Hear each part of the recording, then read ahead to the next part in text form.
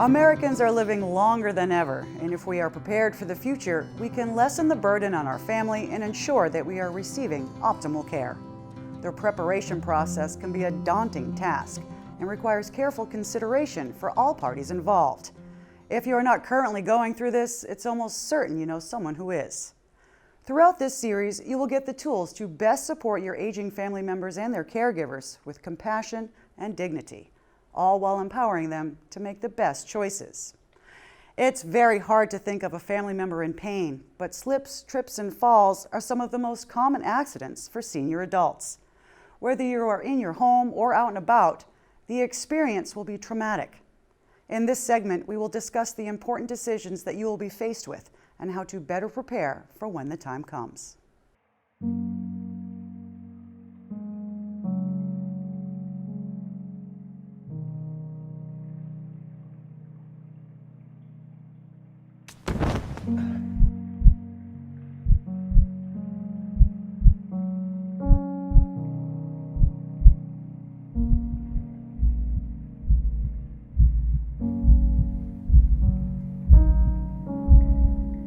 Mr. Jones, are you all right? I'm home alone. I've fallen down the stairs. Okay, Mr. Jones, just stay there, and we'll send someone over right away.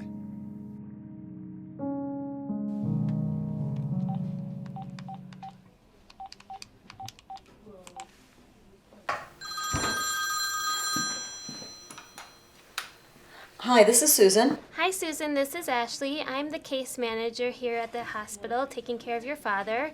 I'm sorry it has taken me a while to get back to you. I just wanted to make sure that I was prepared to answer all of your questions. Oh, yes, thank you, Ashley. I appreciate that. I've been really concerned about my dad. Do you know how he's been progressing since the surgery? He says he's doing fine, but a hip fracture is nothing to take lightly.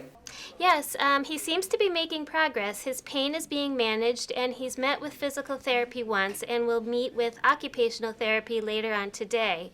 I still need to talk with his doctor, but with a hip fracture, you're usually referred to a skilled nursing facility. Do you know which one your family has agreed upon? Actually, yes. It was suggested that we look at facilities during the planning process. So if there's a bed available, Dad would like to go to the Main Street facility. Do you have any idea how long he'll still be in the hospital? Let's see, he was admitted on Monday, so another 3 days. I read something online about the observation status and how that works with an insurance company. Can you clarify that for me? Yes, your father is in an inpatient bed and will be here for a total of 4 days, so insurance will cover the stay at the skilled nursing facility. Could you and Mrs. Jones come in to see me tomorrow so that we can make sure that we have all the answers to your questions? Absolutely. Thank you so much.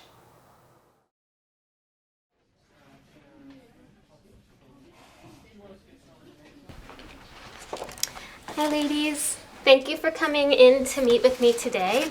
I'm happy to report that Mr. Jones is progressing nicely, and the doctor has ordered the stay at the skilled nursing facility, and there is an opening at the Main Street facility, so it's really good that you both did your homework early. So that's really good. As he continues to progress, the case manager there will give you some more information about what to expect when he returns home. Do you have any questions? What about insurance? What will we have to pay? His Medicare plan will cover up to the first 20 days, if medically necessary. If the doctor at the Main Street facility suggests that he stay longer, then Medicare will cover a portion of the stay, and your co-payments will be covered by his Blue Cross plan. Theoretically, he'll have up to 100 days of coverage, but that's only if it's medically necessary for him. As long as his rehab goes well, you should expect to have him back home in 2 to 3 weeks. What happens then? There will be a case manager like me or a social worker at the rehab, and they will guide you through the process and the timing as to what is next. Most likely, they'll send him home with some home care, which will include visiting nurses and therapists. It will also include his OT and PT so that he'll get stronger and back to his baseline function. If all that goes well, he should be back to his baseline function and back to normal routine. Oh, that's great. Will I have to drive him from the hospital to the facility? No, when he is ready, they will be transported by ambulance. What should we pack? He really just needs comfortable clothing for his OT and PT for him to stretch and move. He should have slip-on shoes. Flip-flops and sandals are not recommended.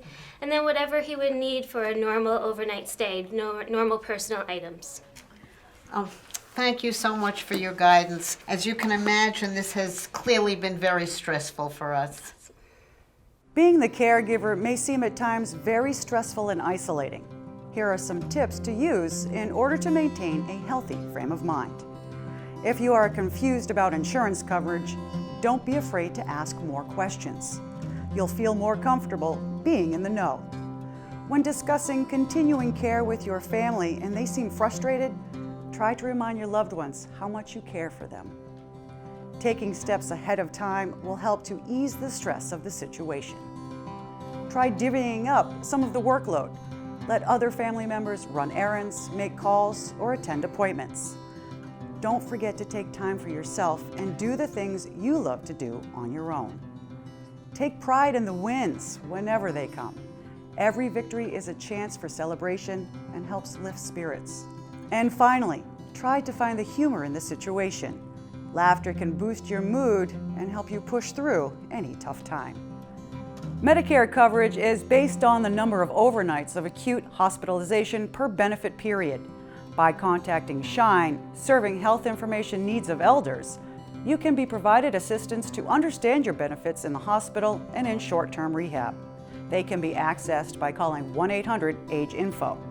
Further information can also be found by visiting the Mass Health and Hospital Association's website located at patientcarelink.org. The mass.gov website provides nursing home survey performance tools. If you are not able to make in-person visits, this is a great tool to utilize. Visit the NVCC website to find a list of service providers. Thank you for watching.